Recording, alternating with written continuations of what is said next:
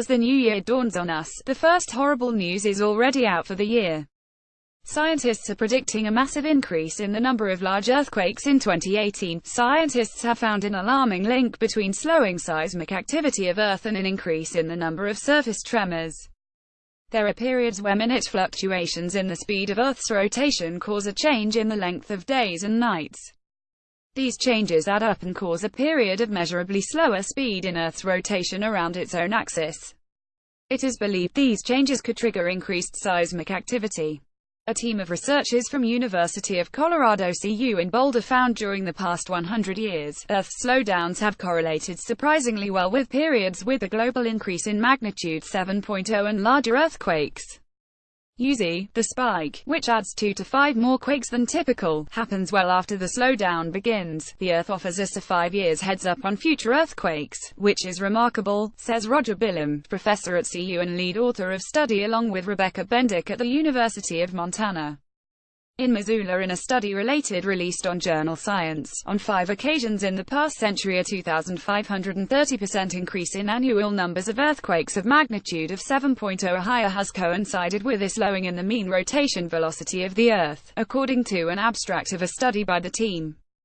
Earthquakes of magnitude 7.0 or more are the most destructive, and can cause significant damage and loss of life.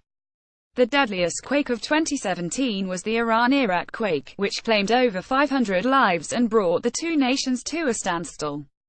The study said the periodic slowdown of Earth began 4 years ago in 2013.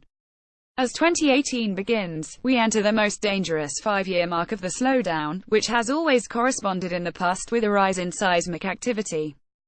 The last year saw its fair share of natural calamities, with several hurricanes ripping through the United States, leaving several states in tatters. Even these hurricanes cause a change in the speed of rotation, added the study.